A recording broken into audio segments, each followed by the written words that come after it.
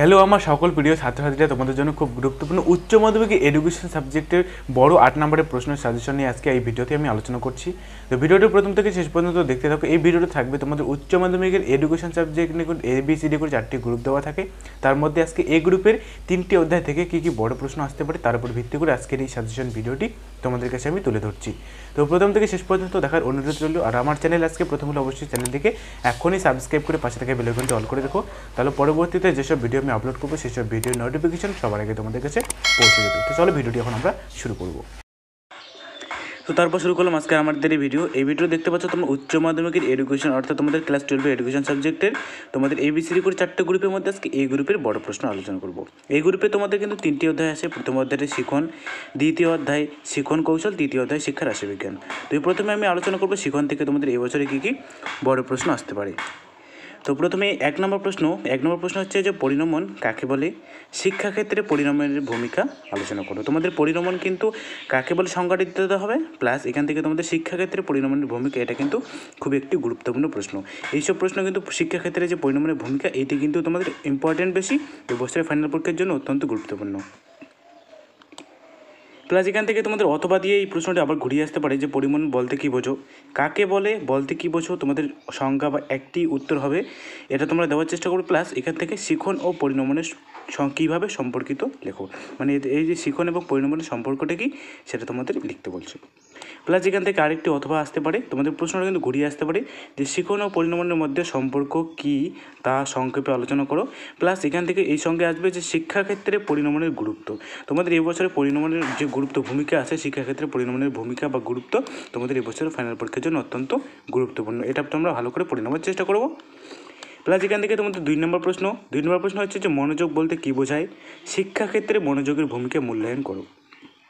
তোমাদের যে মনোযোগ আছে যে কোনো সংজ্ঞারই কিন্তু শিক্ষাক্ষেত্রে এর ভূমিকাটা পড়ে নেওয়া খুব অত্যন্ত গুরুত্বপূর্ণ, কারণ শিক্ষাক্ষেত্রে যে ভূমিকাটা আছে গুরুত্বপূর্ণ, এটা হচ্ছে তোমাদের মনোযোগ থেকে আসতে পারে, আগ্রহ থেকে আসতে পারে, বুদ্ধি পেশনা যেখান থেকে আসুক না কেন তোমরা সংজ্ঞাটা পড়ে নেবে। প্লাস এখান থেকে তোমরা এর বৈশিষ্ট্য এবং এর শিক্ষাক্ষেত্রে মনোযোগের ভূমিকা বা এক একটি যে তোমাদের পার্ট আছে, মনোযোগ আছে, আগ্রহ, বুদ্ধি, এসবের শিক্ষাক্ষেত্রে তার ভূমিকাগুলি পড়ে নেওয়ার চেষ্টা করো।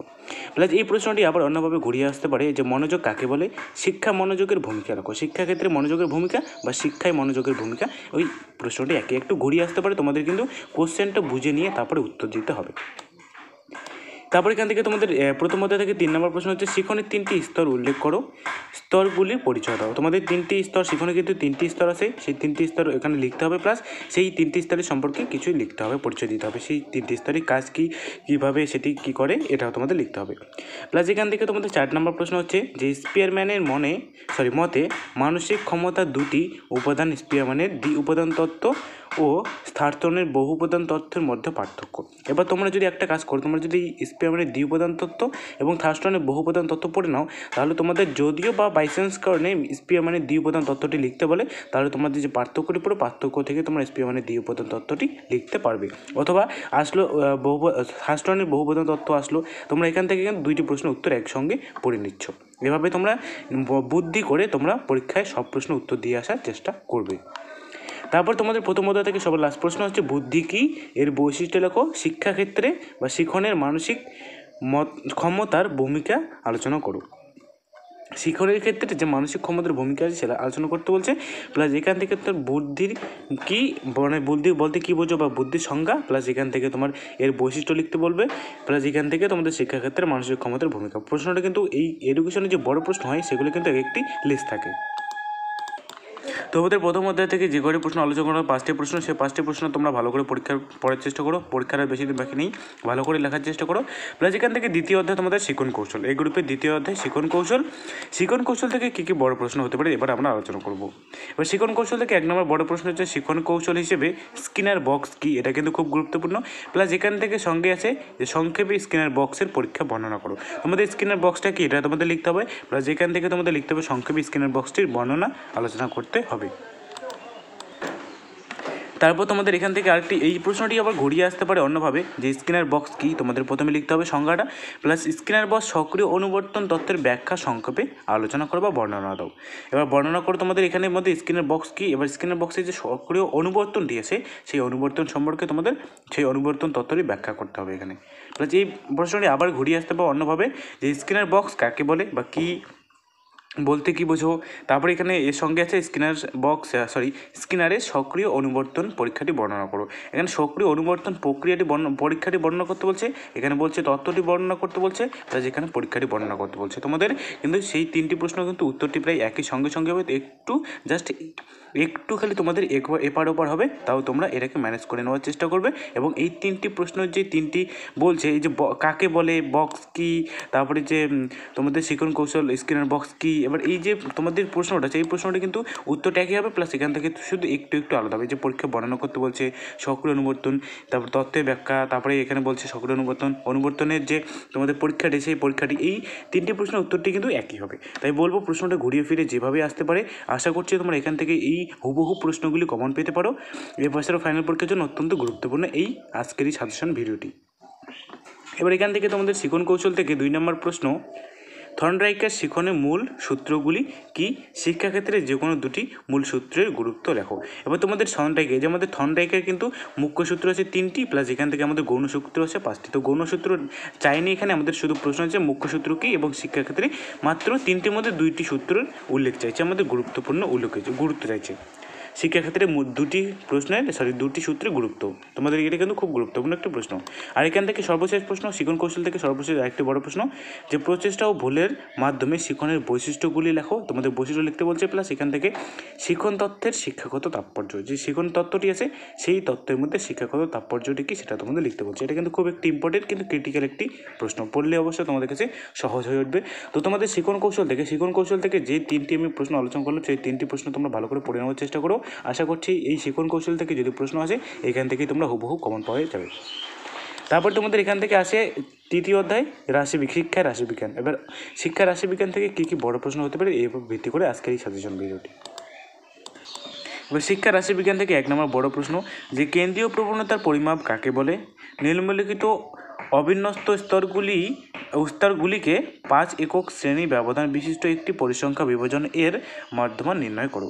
এবার তোমাদের যে এখানে সবথেকে বড় কথা হচ্ছে তোমাদের এখানে কিন্তু এককটাই দেওয়া হয়েছে, এখানে 5 একক ধরে শ্রেণী ব্যবধান বিশিষ্ট পরিসংখ্যা বিভাজন করতে হবে।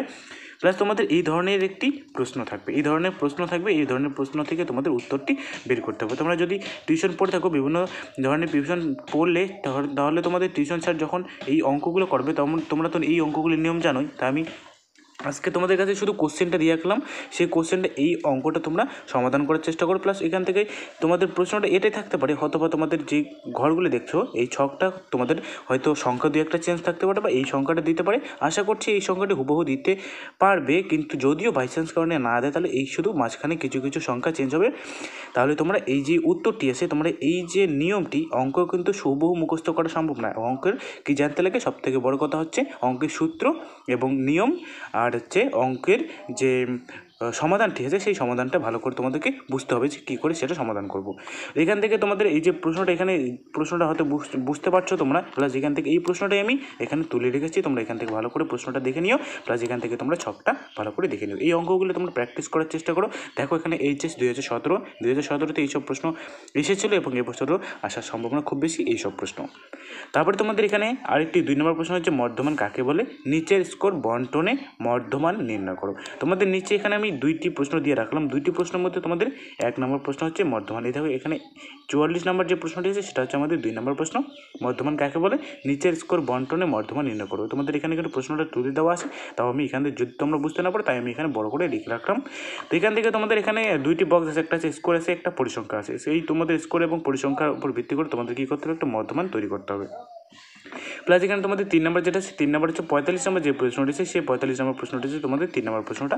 এবার এখানে যে সংখ্যাটি দেওয়া আছে, এখানে যে লেখাটি আছে প্রশ্নটি, সেটা আমি এখানে ভালো করে লিখে রাখলাম যে এখানে মোডের হবে যে মোডের সংজ্ঞা দাও, নিচের রাশিমালা মিন ও মোট নির্ণয় করো। তোমাদের এখানে এই নিচে যে বড় প্রশ্ন রয়েছে সেখানে মিন ও মোট নির্ণয় করতে বলছে। এখানে দেখো 2016-তে আসছে, প্লাস এইচএস আসছে 2015-তে, এবার 15-16-তে আসছে। এবার এই ধরনের প্রশ্ন যে তোমাদের পরীক্ষা খাতা দেবে এটা তোমরা কনফার্ম। এবার এই ধরনের প্রশ্ন আশা করছি তোমরা হুবহু এই ধরনের কোশ্চেন, এই ধরনের স্কোর পরিসংখ্যা পেয়ে যাবে। তো এখান থেকে তোমরা এই দুটি প্রশ্ন সলভ করে নেওয়ার চেষ্টা করো, এবং যদি তোমাদের নিয়ম জানা থাকে তাহলে তোমরা অবশ্যই যে কোনো প্রশ্নই উত্তর দেওয়ার চেষ্টা করবে এবং সেগুলি সফল হবে, আমার গ্যারেন্টি। এবার 4 নম্বর প্রশ্ন, তোমাদের 4 নম্বর একটি প্রশ্ন আছে যে নিম্নলিখিত স্কোরগুলি থেকে একটি পরিসংখ্যা গঠন করো।